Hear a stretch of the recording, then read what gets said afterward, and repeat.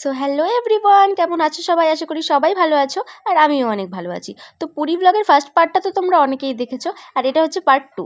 দেখো, আমরা কিন্তু সকাল সকাল উঠে সমুদ্রের পাড়ে যাচ্ছিলাম।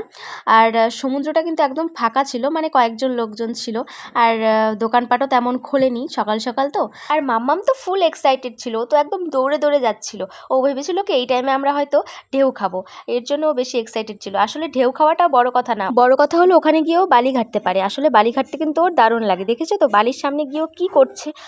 আমরা ওকে সবাই বকছি, কিন্তু ওর কান দিয়ে সেটা যাচ্ছে না, ও তো বালিই ঘেটে যাচ্ছে।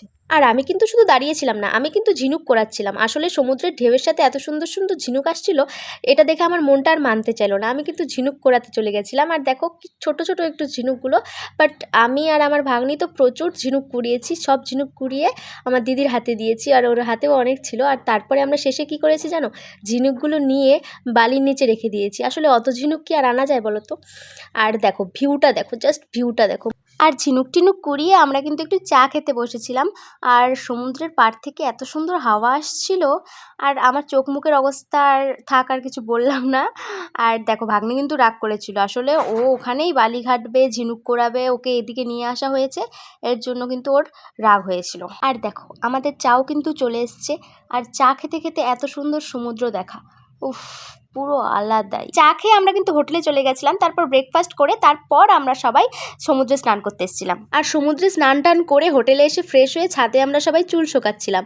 আর সমুদ্রে যাওয়ার সময় কিন্তু কেউ আমরা ফোন নিয়ে যাইনি, কারণ সবাই ওখানে স্নান করব, ফোন কোথায় থাকবে, সেই কারণে ফোন নিয়ে যাইনি, তাই কোনো ভিডিও ফটো নেই। আর তারপর কিন্তু দুপুরের ভুড়ি ভোজটা সেরে ফেলছিলাম। আর মেনুতে ছিল ডাল আর চিংড়ি দিয়ে কিছু একটা ছিল, আর ছিল মাটন। আমি কিন্তু মাটন আগে খেতাম না, এই কয়েক মাস হলো মাটনটা একটু খাই, বাট তাও আমার কিন্তু চিকেনটা বেশি ভালো লাগে। তো আমি কিন্তু একটু মাটন খেয়েছিলাম, আর আমার দিদির কিন্তু মাটন ফেভারিট, তাই আমি বলছিলাম খা একটু, ভিডিও করি। আর পাশে কিন্তু আরও দুটো দিদি খাচ্ছিল, তো আমরা চারজনেই বসেছিলাম এক টেবিলে। তো লাঞ্চ টাঞ্চ করে রেস্ট নিয়ে আবার কিন্তু বিকেলবেলা রেডি হয়ে গেছি জগন্নাথ মন্দিরে যাওয়ার জন্য। আর দেখো আমি রেডি হয়ে ব্যালকনিতে দাঁড়িয়ে কিন্তু ফটোও তুলছিলাম কয়েকটা। আর কেউ তখন রেডি হয়নি, আমি আগে ভাগে রেডি হয়ে গেছি জানো। আর রেডি হয়ে বসে থাকতে ভালো লাগে না একদম।